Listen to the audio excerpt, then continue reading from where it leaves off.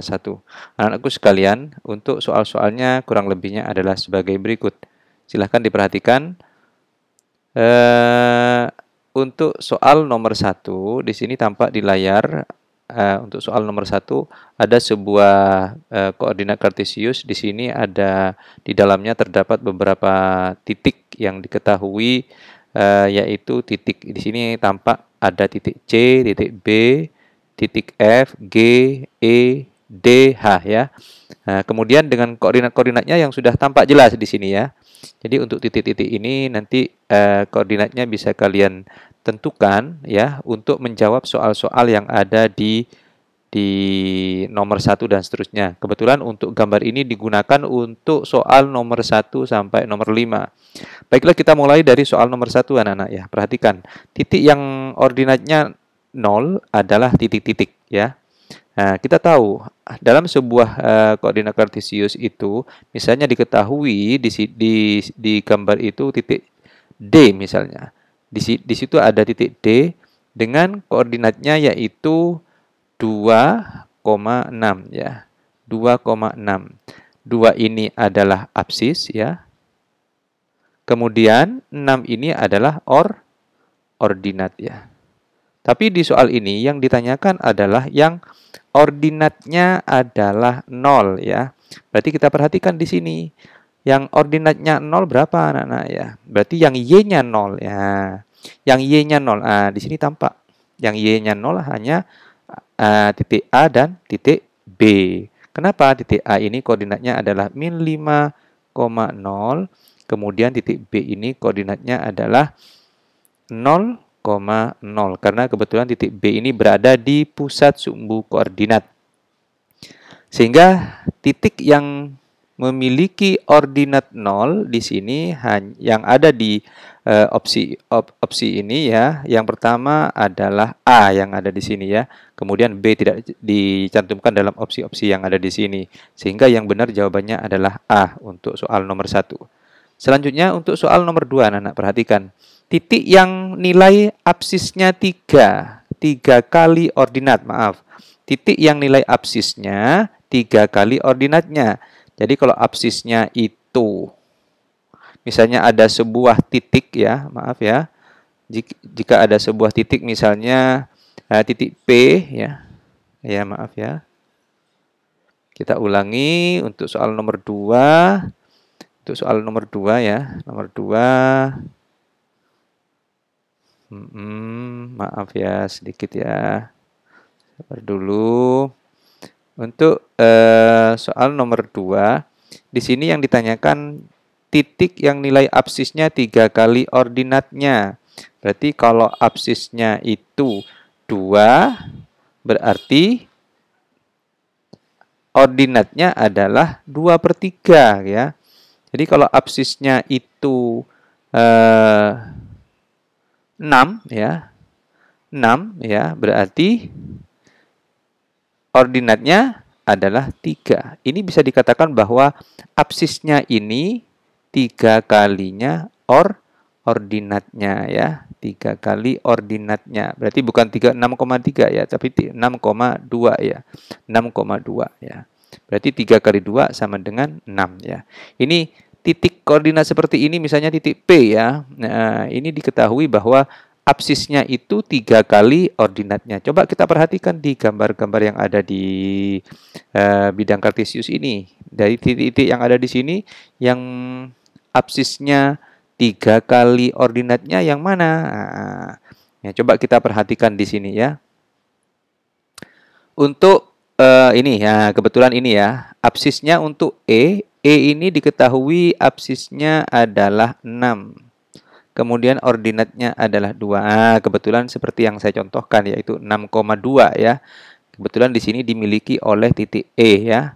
Titik E ya. Titik E yang memiliki absisnya 3 kali ordinatnya ya. Berarti opsi C ya. Opsi C merupakan jawaban dari soal nomor 2 ya.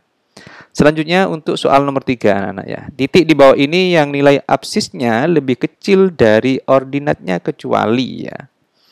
Jadi yang absisnya lebih kecil dari ordinatnya ya. Ini koordinatnya, maaf, kita ulangi lagi.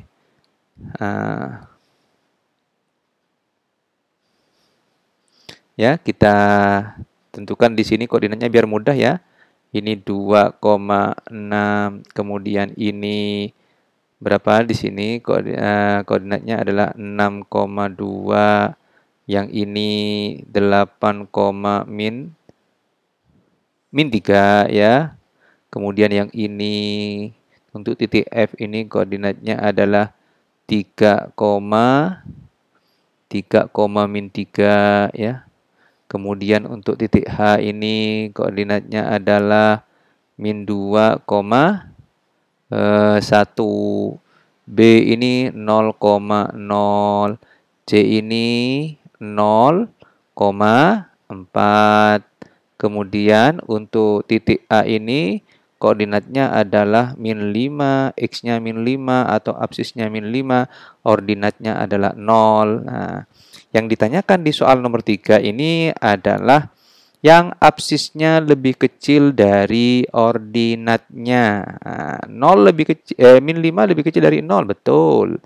Ini ya, lebih kecil. Min 2,1 ya, ini masuk ya. Kemudian 0,0. Nah, kebetulan absisnya tidak lebih kecil tapi sama. Yang ini absisnya lebih besar karena 3, min 3. Ini juga lebih besar absisnya daripada ordinatnya ya. Ini absis ya. Absis, ini ordinat ya. Nah, kebetulan ini lebih besar, absisnya lebih besar ya. Ini juga absisnya lebih besar. Ini absisnya lebih kecil. Ini absisnya lebih, ini 2,6 ya. Absisnya lebih kecil. Jadi yang lebih besar hanya dua titik ini, yaitu titik A dan titik H ya. Jadi untuk soal nomor 3 jawabannya adalah A, titik A dan titik H ya. Untuk titik H ini min 2,1, absisnya lebih kecil. Min 5, berarti A dan H ya ini ya. Absisnya lebih kecil dari ordinatnya, H. Oh, ternyata ini kecuali ya. Kalau kecuali berarti ada satu yang salah, berarti ada 3 yang benar ya. Coba kita perhatikan lagi di sini.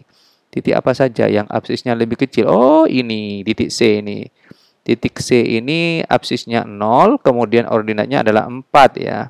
Berarti 0,4. Ini C masuk ya.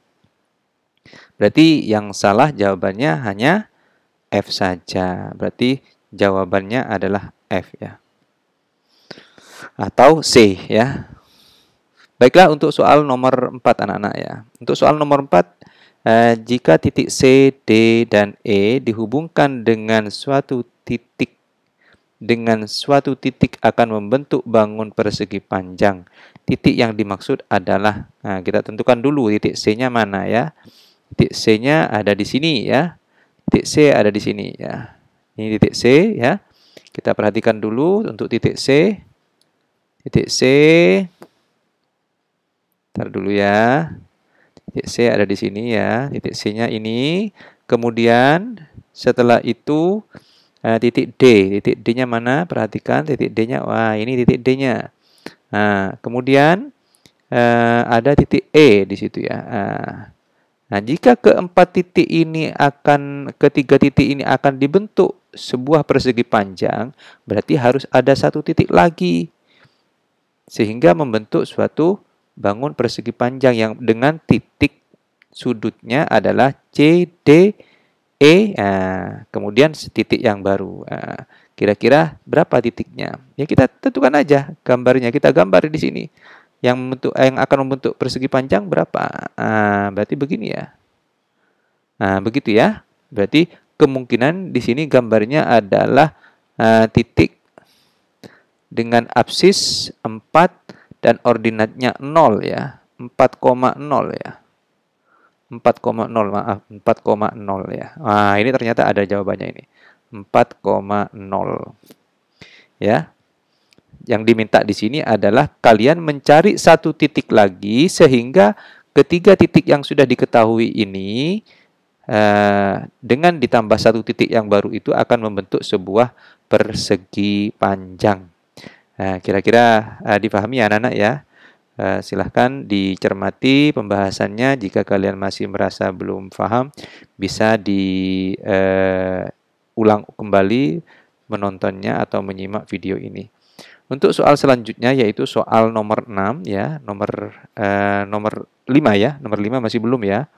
Untuk soal nomor 5 di sini ditanyakan. Untuk soal nomor 5 diketahui titik yang absisnya dan ordinatnya berlawanan. Nah, lawannya dari 4 adalah min 4. Nah, lawannya dari min 4 adalah 4 gitu kan ya. Yang absisnya berlawanan. Nah, titik yang absis dan ordinatnya berlawanan. Nah, kita cek ya untuk titik E, mana titik E anak-anak ya. Titik E ada di sini ya. Titik E ini koordinatnya adalah 6,2 ya. Tidak berlawanan ya. Kemudian titik F ya di sini ya anak-anak ya. Titik F 3, min 3. Ini langsung ketemu ini. Jadi titik F ini yang berlawanan ya. Kenapa? Lawannya 3 adalah min 3. Berarti jawabannya adalah B ya. Untuk soal nomor 5. Selanjutnya kita masuk ke soal nomor 6 anak-anak. Diketahui sebuah segitiga ABC sama kaki dengan AB sama dengan AC jika koordinat A-nya 5,5, B-nya 2,1, mana 5,5 anak-anak ya. Tolong tentukan 5,5 ya. 5,5 berarti titiknya ada di sini ya. Ini 5 ya, 5 ya. 5 ya. Kurang lebih di sini ya, titik 5,5 ya. Titik 5,5. Kemudian diketahui lagi di sini titik B ya, ini titik A ya, titik A. Kemudian ada lagi titik B dengan koordinat 2,1. 2,1 itu ada di mana? Ada di sini ya. 2,1 ya. Titik B di sini ya. Kemudian diketahui lagi titik C. Ditanyakan titik C ya. Jika segitiga ABC sama kaki. Jadi yang akan kita buat di sini adalah segitiga sama kaki. Nah, kemudian titik C-nya ada di mana? Agar membentuk sebuah segitiga sama kaki ya. Kalau titik C-nya di sini diketahui di opsinya di sini min 1,5. Min 1,5 di mana anak-anak ya di sini ya. Min 1,5. Min 1, min 1,5. Min 1,5 ya, ada di sini ya. Kalau min 1,5 apakah akan membentuk sebuah segitiga sama kaki ya? Di sini juga berapa tadi? A-nya 5,5 ya. 5,5 ya. Kemudian B-nya adalah 2,1 ya. 2,1. Apakah ini membentuk sebuah segitiga sama kaki? Ya. Kalau di sini diketahui C-nya adalah min 1,5. Saya kira betul ya ini ya. Min 1,5 ya. 1, 2, 3. Kemudian dari sini 1, 2, 3. Ya betul ini. Berarti yang A min 1,5 ya anak-anak ya. Kemudian untuk soal nomor 7 yang menggunakan gambar ini ya. Kita masuk ke slide berikutnya. Untuk soal nomor 7. Diketahui jajar genjang ABCD dengan koordinat A-nya itu 2,1. A-nya adalah 2,1 anak-anak ya, ada di sini ya. Kurang lebihnya ada di sini ya. Silahkan sebentar dulu ya. Kita menggunakan pennya dulu. Nah, untuk soal nomor 7 ini diketahui sebuah titik koordinat A ya. Titik A dengan koordinat 2,1. Kira-kira kurang lebihnya ada di sini ya. Ya. Ini A ya. Kemudian ada lagi titik B 9,1 ya. 9,1 kurang lebihnya ada di sini ya. B. Kemudian titik C. C-nya adalah 11,5. Waduh, berarti ada di sini ya, 11,5 ya. 11,5, 9, 10, 11 ya, ada di sini ya. Jadi tolong nanti biar kalian nanti lebih jelas, biar kalian menggambarnya di kertas berpetak ya anak-anak ya. Untuk sementara Bapak karena masih medianya menggunakan PowerPoint, jadi masih belum bisa menampilkan gambar yang bagus ya.